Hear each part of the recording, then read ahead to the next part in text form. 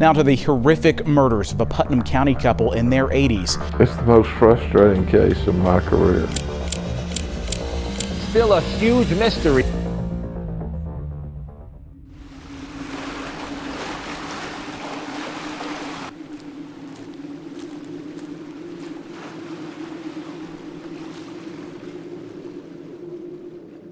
तारीख 3 मई 2014।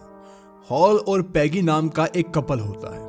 उन लोगों ने अपने घर में एक पार्टी को ऑर्गेनाइज किया था।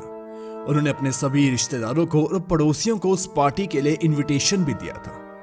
अब दिन के 12 बज चुके थे। घर में पड़ोसी और जो रिश्तेदार थे वो आना शुरू कर देते हैं। सभी लोग आते हैं, घर में पार्टी का माहौल था, सभी खाते पीते हैं, मजा करते हैं। लेकिन पैगी 2 लोगों को मिस कर रही थी। उनके पड़ोस में रहने वाले रसल एंड शर्ले आए नहीं थे। हालांकि वो इस पार्टी के लिए बहुत एक्साइटेड थे। पैगी और उसका हस्बैंड वेट करते हैं और वेट करते करते समय आ जाता है जब यह पार्टी खत्म हो जाती है। रसल और उसकी बीवी इस पार्टी में आए ही नहीं। यहाँ पर वो दोनों सोचते हैं कि शायद उन दोनों को कोई काम पड़ गया होगा और वो किसी काम में बिजी होंगे। वो कॉल करके बता देंगे अपनी वजह। शाम होती है। 3 मई 2014 का दिन निकल जाता है। अगले दिन 4 मई 2014 में पैगी वेट करती है फोन कॉल का कि आएगा, लेकिन कोई भी फोन कॉल नहीं आता। 4 मई 2014 का दिन भी निकल जाता है। 5 मई को सुबह पैगी खुद अपनी तरफ से रसल को फोन करती है, लेकिन सामने से वो फोन नहीं उठाते। शाम को 2 बार फिर से फोन किया जाता है, लेकिन रसल और शर्ले उनका फोन नहीं उठाते। अब वो दिन भी निकल जाता है। रात को सोने से पहले वो थोड़ा सोचती है कि आखिर ऐसा क्या हो गया। ये दोनों ना पार्टी पर आए और ना इन्होंने फोन किया, और बल्कि फोन उठा भी नहीं रहे। ये सोचकर पैगी सो जाती है। अगले दिन 6 मई को वो सुबह कॉल करती है, लेकिन सामने से फिर कोई कॉल नहीं उठाता। वो अपने हस्बैंड को साथ लेकर रसल और शर्ले के घर जाती है, जो कि उनके घर के पास ही में रहते थे, और वो कुछ इस जगह पर रहते थे। उनका घर कुछ इस तरीके का दिखता था।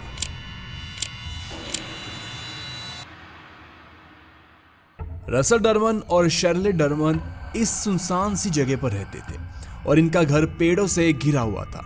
आस पड़ोस में कुछ खास घर नहीं थे। बिल्कुल शांत जगह, पीसफुल जिंदगी ये जीते थे। यहाँ पर पैगी और उसका हस्बैंड हॉल पहुंच जाते हैं इनके घर के बाहर। जब वो घर के बाहर पहुंचते हैं तो वहां पर वो सबसे पहले घर का मेल बॉक्स देखते हैं, जो कि भरा हुआ था मेल से। मतलब कि किसी ने इस बॉक्स से मेल को नहीं निकाला। तभी वो देखते हैं कि नीचे 2 दिन का न्यूज़पेपर ऐसे ही पड़ा हुआ है, और उस न्यूज़पेपर को किसी ने उठाया ही नहीं।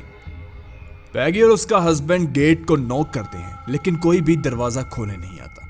वो आवाजें भी लगाते हैं, लेकिन कोई भी बाहर नहीं आता। उसके बाद वो घर को बाहर से ही देखना शुरू कर देते हैं कि शायद आस पड़ोस में वो बैठे हों, लेकिन यहाँ पर भी उन्हें कोई नहीं मिलता। लेकिन जैसे ही वो घर के पीछे जाते हैं, वहां पर देखते हैं कि घर का पिछला दरवाजा पूरा खुला हुआ है। ये देखकर वो थोड़ा सा हैरान हो जाते हैं कि ऐसे दरवाजा भला इन्होंने क्यों खोला। इसके बाद पैगी और उसका हस्बैंड घर के अंदर जाते हैं। जब वो घर के अंदर जाते हैं तो घर बिल्कुल सुनसान, लाइट सारी बंद। धीरे धीरे कर वो एक एक लाइट को ऑन करते जाते हैं। बाद में इनका घर थोड़ा बड़ा था। वो एक कमरे में जाते हैं, लाइट्स को ऑन करते हैं, रूम में देखते हैं, रूम में कोई भी नहीं होता। दूसरे रूम में जाते हैं, चेक करते हैं, किचन में जाते हैं, कोई भी यहां उन्हें नहीं मिलता। किचन में उन्हें एक चीज मिलती है। किचन में वो देखते हैं कि एक न्यूज़पेपर पड़ा है 2 मई का, और उसमें जो पजल आती है न्यूज़पेपर में, उसे आधा सोल्व किया हुआ है। मतलब 2 मई तक तो ये यहीं थे। उसके बाद घर के सारे कमरों को चेक करने के बाद, सभी बाथरूम को देखने के बाद, वो सोचते हैं कि शायद वो कहीं घूमने गए होंगे, और उनके मन में कुछ ज्यादा ही गलत विचार नहीं आ रहे थे, क्योंकि वो एक बहुत ही सेफ जगह पर रहते थे। ऐसा मैं क्यों कह रहा हूं आपको आगे बताते हैं। यहाँ पर वो सोचते हैं कि शायद वो कहीं घूमने गए होंगे और गलती से दरवाजा खुला रह गया होगा। इसके बाद वो वहां से जाने लगते हैं। तब वो सोचते हैं कि एक बार गैराज को चेक कर लें। जब वो गैराज में जाते हैं तो वहां पर उन्हें 2 गाड़ियां दिखती हैं, और ये देखकर पैगी और हॉल दोनों ही हैरान हो जाते हैं, क्योंकि डरमन्स के पास 2 ही गाड़ियां थी, और अगर ये दोनों की दोनों गाड़ियां यहीं पर खड़ी हैं तो रसल डरमन और शेरले डरमन बाहर कैसे जा सकते हैं? और जैसे ही वो दोनों उन दो गाड़ियों को ध्यान से देखते हैं तो उन्हें नजर आता है कि दोनों गाड़ियों के बीच कुछ कपड़ा फंसा हुआ है। जब वो थोड़ा पास जाते हैं तो उन्हें नजर आता है ये एक टॉवल है। पैगी थोड़ा और पास जाती है, वो देखती है कि टॉवल में किसी का हाथ नजर आ रहा है। जब वो पूरे टॉवल को साइड कर देती है तो सामने 88 साल के रसल डरमन की डेड बॉडी पड़ी थी, लेकिन उस बॉडी का सर नहीं था। बिना सर की इस बॉडी को देखकर इन दोनों की चीखें निकल जाती हैं। चलिए अब लोगों को अब थोड़ा सा पीछे लेकर जाते हैं। अब समय है 1950 का। एक बंदा जो कि यूएस नेवी में बहुत होनहार ऑफिसर था।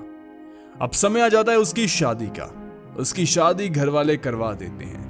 उसकी शादी होती है शेरले डरमन नाम की लड़की से, और यह बंदा कोई और नहीं बल्कि रसल डरमन था। शादी के बाद इनके 4 बच्चे होते हैं, मार्क, कीथ, ब्रेटले और एक लड़की लेस्ली। मार्क नाम आप जरूर याद रखिए। इसके बाद टाइम निकलता है। यूएस नेवी से रिजाइन करने के बाद रसल काम करता है किसी क्लॉक मेकिंग कंपनी में एक अच्छी पोजीशन पर। उस काम को छोड़कर ये अपना फास्ट फूड का काम शुरू करता है, एक रेस्टोरेंट बनाता है। टाइम निकलता है, एक से इनकी 16 अलग अलग ब्रांचेस हो जाती हैं। 16 रेस्टोरेंट चेन का मालिक बन जाता है रसल डरमन। 1994 में रसल और शेरले एक दिन बैठे होते हैं और वो सोचते हैं कि अब हमने बहुत काम कर लिया, अब रिटायर होने का समय, और इनका पैसा वैसे भी आ रहा था। इसके बाद ये एक गेटेड कम्युनिटी में एक घर लेते हैं जो कि एक मैन मेड लेक के ऊपर बनी थी।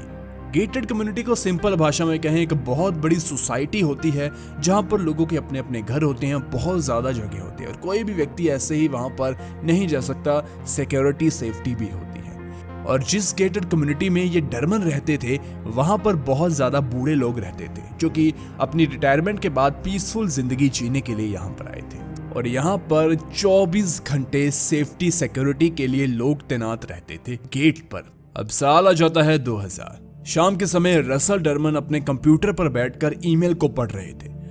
तभी उन्हें एक फोन कॉल आता है। फोन कॉल पर सामने पुलिस होती। पुलिस कहती है कि उनका बेटा रोड पर मरा हुआ है क्योंकि किसी ने उसे 2 गोलियां मार दी। यह सुनकर रसल बहुत हैरान होता है क्योंकि दूसरे कमरे में उसकी पत्नी शर्ली उसके उसी बेटे के बर्थडे के लिए तैयार हो रही थी। उनका बेटा मार्क अपने 47th बर्थडे पर किसी के हाथों गोलियों से मारा जाता है। यह समय इस परिवार के लिए बहुत ही दुख से निकला। अब समय में आगे चलते हैं। समय आ जाता है मई महीने 2014 का। इस दिन रसल और शर्ले अपने बेटे ब्रेटले से फोन पर बात करते हैं और वो फोन पर यह भी कहते हैं कि आज से 2 दिन बाद यानी कि 3 मई को पैगी एंड हॉल ने एक पार्टी को ऑर्गेनाइज किया है और इस पार्टी को लेकर रसल कहता है कि मैं ये पहनूंगा वो पहनूंगा। ऐसे ही करके ये दिन निकल जाता है, लेकिन उसके बाद जो हुआ आप सभी जानते हैं। 3 तारीख को पार्टी होती है, कोई भी नहीं जाता। 6 तारीख को जब रसल को देखने के लिए पैगी और हॉल आते हैं, उन्हें रसल तो मिलता है लेकिन जिंदा नहीं, और साथ में उसका सर भी उसकी बॉडी से अलग था। पुलिस यहाँ पर आती है और पुलिस आकर देखती है कि इस बॉडी के पास और इस बॉडी के ऊपर इतने अच्छे से टॉवल क्यों लपेटा हुआ था। तब उन्हें पता चलता है कि टॉवल इस वजह से लपेटा था क्योंकि अगर टॉवल ना होता तो रसल की बॉडी का खून गैराज के बाहर चला जाता, और अगर लोग खून को देखते और जिसकी मात्रा इतनी ज्यादा होती तो लोग अपनी तरफ से इन्वेस्टिगेशन करते। इस वजह से खून गैराज से बाहर ना जाए, इसलिए टॉवल को अच्छे से बॉडी के साथ लपेटा हुआ था।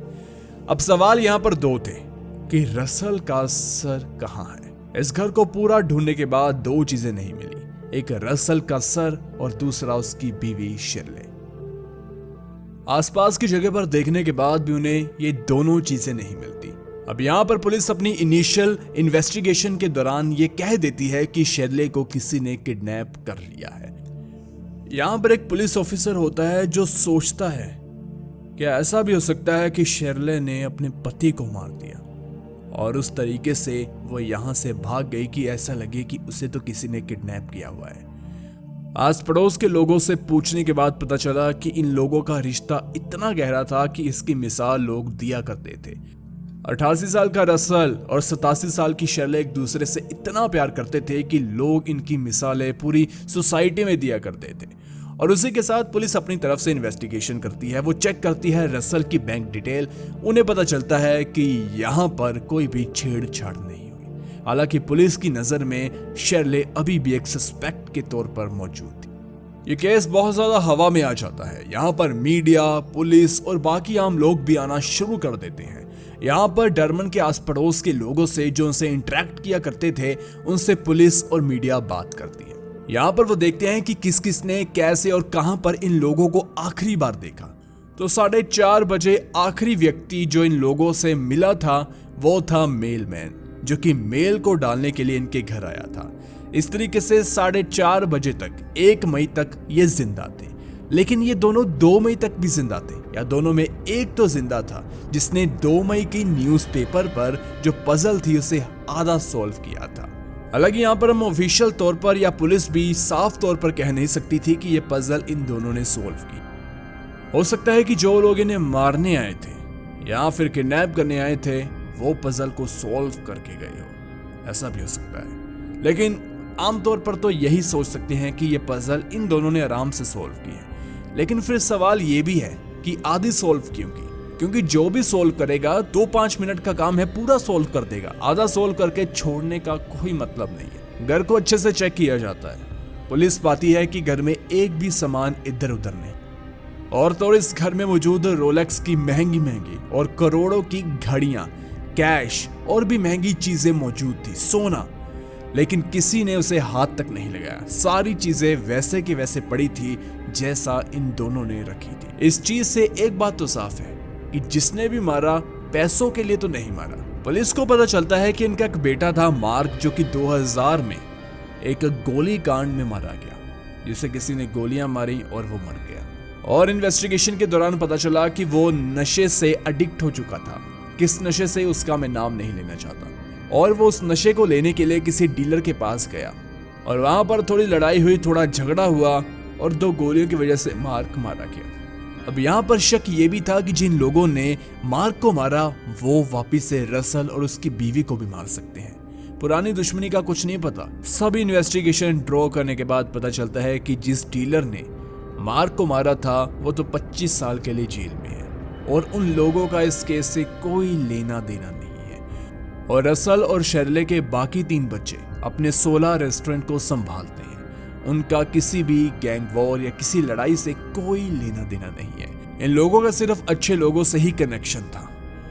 जिस घर में ये रहते थे उस घर के पीछे ऐसी लेक थी और इनका बैकडोर उस लेक से ही जुड़ा हुआ था।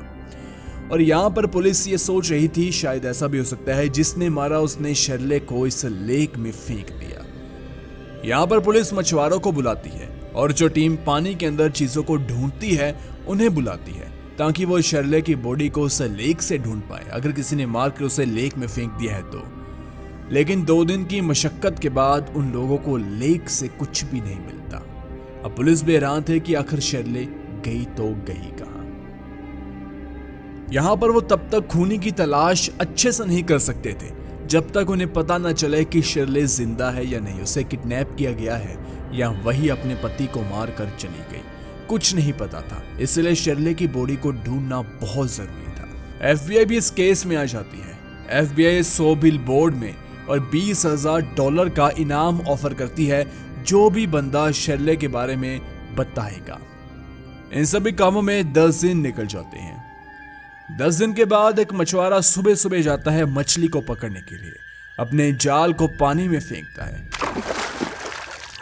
आज उसे लग रहा था कि उसकी किस्मत अच्छी है, बहुत मछलियां वो पकड़ कर ले जाएगा क्योंकि जाल बहुत भारी लग रहा था। लेकिन धीरे धीरे वो अपने जाल को ऊपर की ओर खींचता है। जब वो ध्यान से देखता है उसे लगता है कि उसके जाल में किसी लड़के की लाश है। लेकिन जब वो लाश और पास आती है वो एक बूढ़ी औरत की थी। पुलिस को रिपोर्ट देने के बाद पता चलता है कि ये लाश किसी और की नहीं बल्कि शेरले डरमन की है। तो इस चीज से ये बात क्लियर हो जाती है कि शेरले डरमन को भी उसी ने मारा जिसने रसल डरमन को मारा। और पुलिस को कातिल ढूंढना था और इसकी तहकीकात शुरू होती है रसल डरमन की बॉडी के साथ। जब रसल डरमन की बॉडी मिली तो बॉडी में सर नहीं था, बिना सर की बॉडी थी।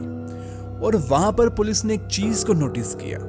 कि उसकी बॉडी पर एक भी खरोच का निशान, एक भी मारने लड़ने पीटने का निशान नहीं है, बस सर कटा हुआ है। इस तरीके से वो मरा हुआ है। और दूसरा ये भी था कि जिस जगह पर रसल डरमन की बॉडी मिली वहां पर आसपास में खून नहीं था।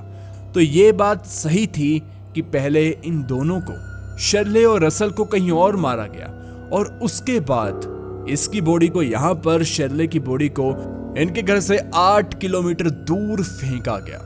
अब सवाल यहां पर यह भी था कि अगर जो मारने आया वो चोरी करने नहीं आया था, उसे पैसे नहीं चाहिए थे, तो वो डरमन के सर को अपने साथ क्यों लेकर गया? तब इस केस में एंटर होता है इंसान के सर की बलि देने का वो हिस्सा जो आपको आगे में बताने वाला हूं। खैर, यहाँ पर पुलिस को पता था कि ये एक गेटेड कम्युनिटी है, यहाँ पर गार्ड्स भी हैं और गेट पर लगे सीसीटीवी कैमरा भी है। अगर कोई भी बंदा जाएगा इस गेट के जरिए सीसीटीवी में, वो कैद हो जाएगा। पुलिस जाती है वहां पर, चेक करती है फुटेज को। 1 महीने से कोई फुटेज नहीं रिकॉर्ड हुई। वजह यह थी कि 1 महीने पहले रात को एक बहुत भयंकर तूफान आया था। उस तूफान की वजह से सीसीटीवी कैमरा खराब हो गया। इन लोगों के पास पिछले 18 साल की रिकॉर्डिंग थी, लेकिन सिर्फ उस घटना के आसपास के टाइम की नहीं थी जिसकी पुलिस को जरूरत थी। और जब सीसीटीवी की जरूरत थी तब वो खराब था। पिछले 18 साल से यहां पर कोई भी क्राइम नहीं हुआ था, लेकिन उसकी फुटेज थी। अब पुलिस ये भी सोचती है कि अगर हमारे पास सीसीटीवी फुटेज हो भी, तब भी शायद वो किसी काम की नहीं, क्योंकि जहां पर डरमन्स का घर था, उनका जो बैकडोर था, वहां पर लेक थी और वहां पर कोई सीसीटीवी नहीं था। कोई भी व्यक्ति वहां पर आसानी से लेक के जरिए एंटर हो सकता था। अब एक बात तो पुलिस के यहां पर सामने थी कि जिसने भी इन लोगों को मारा वो कोई प्रोफेशनल किलर या किसी को रोज मारने वाला बंदा नहीं था। वो कोई आम व्यक्ति था जिससे अच्छे से किसी को मारना भी नहीं आता। ऐसा क्यों, आपको बताते हैं। दरअसल यहाँ पर फोरेंसिक टीम को रसल डरमन के कॉलर पर गोली का पाउडर मिला, मतलब कि गोली उसके कॉलर के आसपास से गुजरी है। और यह साफ कहा जाता है कि जिसने भी उसे मारा, सर में गोली मारकर ही मारा। उसके बाद उस व्यक्ति को डर था कि गोली की वजह से पुलिस उस तक पहुंच जाएगी। उसने गोली निकालने के बारे में नहीं सोचा, उसने सोचा कि रसल डरमन का सर ही निकाल लूंगा। इसके बाद उसने रसल डरमन का सर निकाला और साथ में ले गया अपने। हालांकि ये थ्योरी है, इस थ्योरी को गलत करती है दूसरी थ्योरी। वो ये कहती है कि जिसने भी रसल डरमन को या उसकी बीवी को मारा, वो किसी धार्मिक चीज से जुड़े हुए लोग थे जो कि किसी की बलि देना चाहते थे, और उन्होंने शिकार बनाया 88 साल के रसल डरमन को। क्योंकि अगर देखा जाए, किसी का इन दोनों से कोई लेना देना नहीं था, ज्यादा ये किसी से मिलते नहीं थे, ना किसी से लड़ाई। जो भी इनसे मिल लेता था इनसे प्यार ही करता था। और ये कहा जाता है कि जिसने भी इसे मारा, उन्होंने सर को उठाया और बलि के लिए ले गए। और उन्होंने मारना सिर्फ रसल डरमन को था, लेकिन वो तो शेरले ने उन्हें देख लिया। इस वजह से उसने शेरले को 8 किलोमीटर दूर पानी में फेंका ताकि उनकी लाश कभी मिल ना पाए और साथ में रसल डरमन की मौत का इल्जाम लग जाए शेरले डरमन पर। और शेरले डरमन की मौत का कारण फोरेंसिक टीम ने बताया कि उनके सर पर 2-3 भारी चीजें जैसे हथौड़ा या और हथियार मारे गए हैं, उससे उसकी मौत हुई है। इसे साफ हम सोच पाते हैं कि जिसने भी इन लोगों को मारा वो एक बंदा तो नहीं था, क्योंकि अगर उसने रसल डरमन के सर पर गोली मारी तो उसके हाथ में बंदूक थी और उसी के दूसरे हाथ में मान लो कि हैमर भी था। वो 2 हाथों से काम कर रहा था, एक से शेरले को मार रहा था, एक से रसल को। तो क्या उसके पास कोई तीखी चीज भी थी जिससे उसने गले को काटा? मतलब कि कम से कम 2, मैक्सिमम तो कितने भी हो सकते हैं, लेकिन 2 लोग इस केस में जरूर इन्वॉल्व ही थे। और दूसरा ये कि पुलिस सोच रही थी कि ये लोग अनाड़ी लोग थे, ये आम लोग थे जिन्होंने ऐसे ही किसी को मार दिया, एक्सपर्ट नहीं थे। एक तो ये कि अगर कोई एक्सपर्ट सीरियल किलर किसी को मारता है तो वो ये नहीं सोचता कि गोली से पुलिस को पता चल जाएगा, वो घर पर मारकर निकल जाते हैं, बाद में उन लोगों को कोई लेना देना नहीं होता।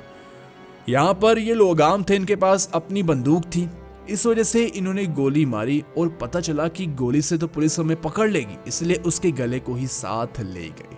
और दूसरा ये कि अगर कोई प्रोफेशनल होता तो वो शेरले डरमन को गोली मारकर वहीं निपटा देता, ऐसा नहीं कि उसके सर पर वार कर उसे 8 किलोमीटर दूर ले जाकर किसी नदी में फेंक देता। यह काम भी किसी अनाड़ी व्यक्ति का ही था, क्योंकि जिस ब्लॉक से उसने शैले की बॉडी को बांधकर नीचे फेंका, साफ जाहिर था कि वो ब्लॉक्स खुलेंगे, शैले की बॉडी ऊपर आएगी और पकड़ी जाएगी। अगर कोई एक्सपर्ट ये काम करता तो वो अलग तरीके से बॉडी को डंप करता। और डिटेक्टिव और पुलिस ये कह रहे थे कि जिसने भी इन दोनों को मारा, उन लोगों ने इन्हें घर के बाहर मारा, बाद में बॉडी को अलग अलग कर दिया। अगर हिटमैन करता तो वो वहीं पर मार कर चला जाता। अब इस केस को बीते 15 दिन हो चुके थे। पुलिस का समय खराब हुआ अलग अलग इन्वेस्टिगेशन करने में। पहले रसल की बॉडी के साथ, दूसरा शैले की बॉडी को ढूंढने के चक्कर में, और तीसरी चीज ये थी कि अब केस ढीला पड़ रहा था। कोई भी टिप, कोई भी ऐसी चीज पुलिस को मिल नहीं रही थी जिससे पता चल जाए कि खूनी कौन है। लेकिन मीडिया में बहुत ज्यादा खबरें चल रही थी इस केस को लेकर, इसलिए पुलिस ने 30 दिन के अंदर 200 लोगों से इंटरव्यू की, बच्चों को भी शक की निगाह से देखा, उनके साथ बहुत तरीके से इंटेरोगेट किया, लेकिन एंड तक उन्हें कोई भी बंदा ऐसा नहीं मिला जिसके ऊपर शक किया जा सके। और आज इस केस को 9 साल हो चुके हैं, अभी तक ये केस सॉल्व नहीं हुआ, और शायद आने वाले समय में ये कभी सॉल्व नहीं हो पाएगा। चलो अब जरा हम अपनी तरफ से कुछ दिमाग को दौड़ाते हैं, केस को सॉल्व करने की कोशिश करते हैं। लेकिन उससे पहले चैनल को जरूर सब्सक्राइब कीजिए, वीडियो को लाइक कीजिए।